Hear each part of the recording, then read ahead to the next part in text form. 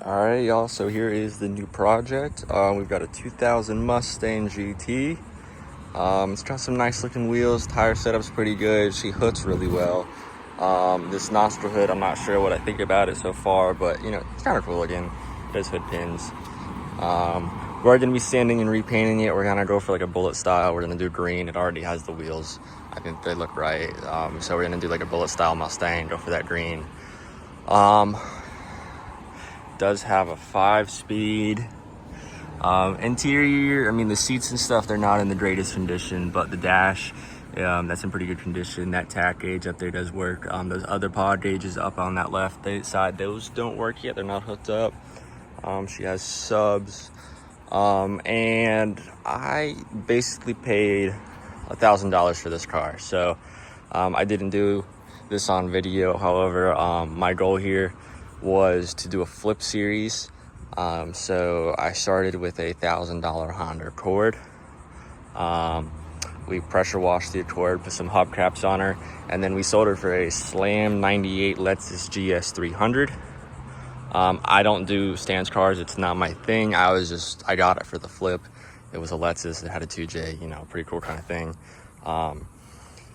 And then we went out literally the next day and we traded that Lexus for this thing. It is unfortunately a rebuilt title. It's a flood car, which is why it has something kind of special in it. I think this little badge on the back will do the explaining, but yep, she's got a 5.4 Triton 2 valve in her, so that is a pretty interesting swap. However, here's the craziest thing. Here's about 30 pages right here detailing the swap itself. I can show this actually. It's honestly crazy. So this swap was done by a guy named Randy. It's like up in Wyoming, but the guy, I mean, there's like 30 something pages of the swap with pictures detailing like every little detail. It's honestly one of the craziest things I've ever seen. And then, you know, we have like a whole stack of maintenance records going all the way back to 2000. This car actually has 12 owners according to the Carfax. That's crazy. But you know, we paid $1,000 for it. It's a running and driving Mustang. It's pretty freaking cool, to be honest with you. Like, for a project, it's honestly one of the perfect bases. I've loved these cars since I was a kid.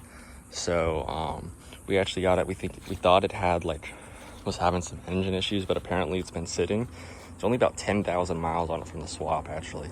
But we put in some fresh tank in 93, threw in some seafoam in there, and did a few pulls, and now she's actually running like a freaking top.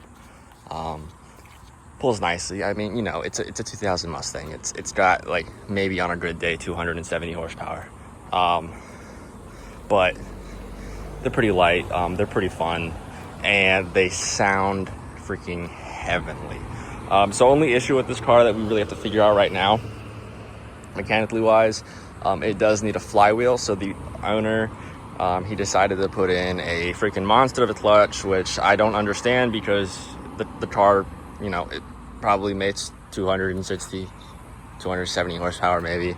I'm honestly probably overguessing that. It might be a lot less than that. I know the 5.4s out of the trucks from the factory, they made a lot more torque, but they made actually less horsepower than the 4.6s. So she does need a flywheel and clutch badly.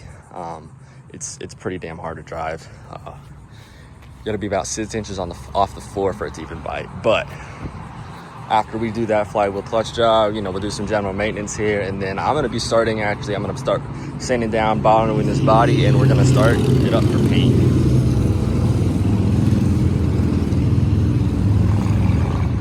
So here it is. Pretty cool. $1,000 Mustang project.